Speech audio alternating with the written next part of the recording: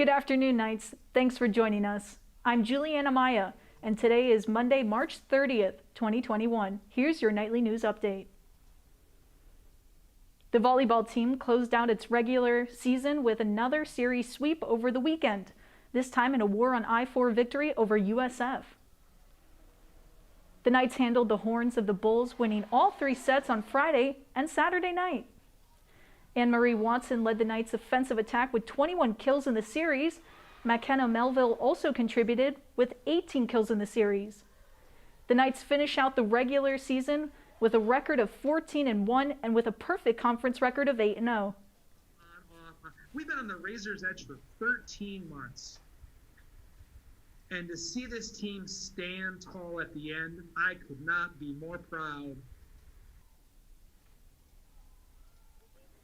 UCF was named the AAC regular season champions after the win on Saturday and holds the #1 seed heading into the conference tournament this weekend.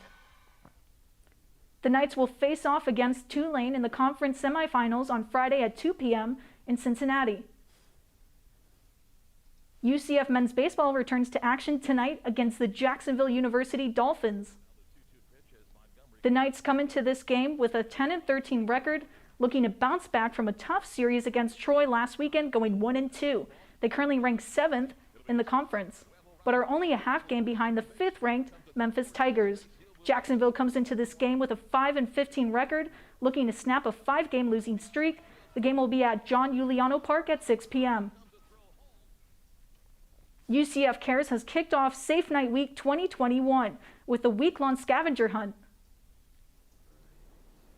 UCF Cares started their safety search event on Monday, in which students have to go around campus.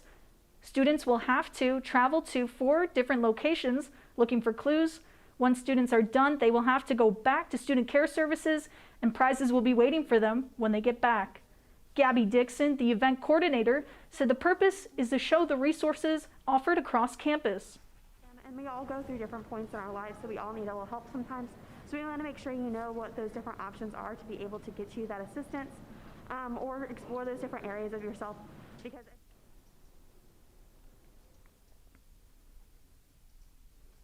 Dixon said that UCF Cares will have outreach tables set up on campus until spring break. Researchers are saying that manatees are dying at an alarming rate this year. Nightly News reporter Kendall Beebe tells us more. Manatees are a Florida native marine mammal that researchers say have been around for 25 million years. The Florida Fish and Wildlife Conservation says they are monitoring the manatee deaths in the Indian River Lagoon. Chairman of the Brevard Indian River Lagoon Coalition, Vince Lamb, says that the poor condition of the lagoon is one reason manatees are dying. The manatees are unfortunately telling us that the lagoon's not as clean as it needs to be. It needs to be cleaner for them. It needs to be cleaner for us. The FWC website says this year over 500 manatees have died, with most reports coming out of Brevard County.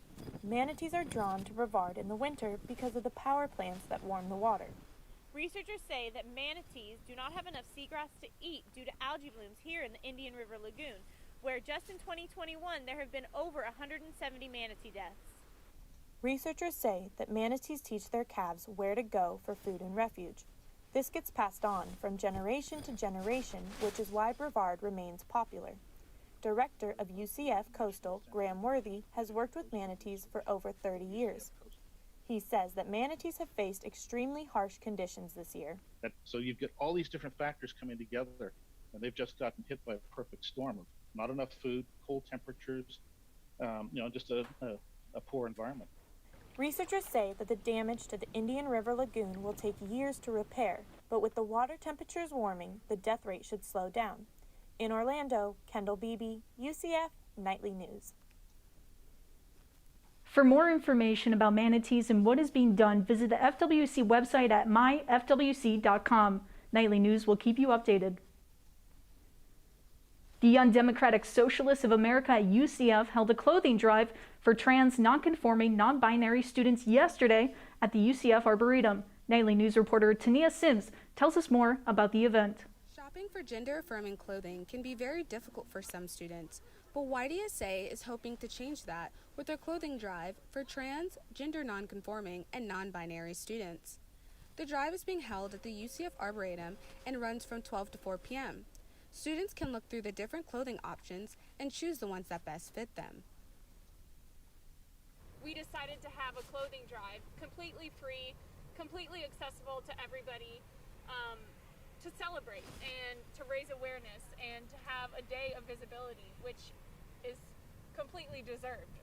YDSA is also hoping to educate those about the issues that pertain to the LGBTQ+ and queer community. For some students, the clothing drive is the only option they may have to look for certain clothing. It might not seem like as big of a deal for cis people because they can usually just dress however they want, nobody cares.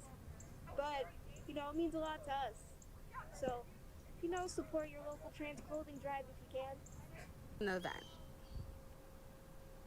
If you missed the clothing drive yesterday, you still have a chance to check it out. The drive will run until Wednesday at 4 p.m. Those interested in donating to the drive can do so by dropping it off at the Arboretum during the event, or contacting YDSA on their Instagram at UCF_YDSA. Nightly News will let you know about future YDSA events. As of today, Myanmar has surpassed the death toll of 500 since the protest started in February. More than 2,000 refugees are now crossing jungles to reach the neighboring country, Thailand. But they are being pushed back by the government. The Thai government has reported that they are not opposed of the refugees, but they are only preparing for the influx. Now let's take a look at today's weather forecast. Today's high is 82 degrees with a low of 68 degrees.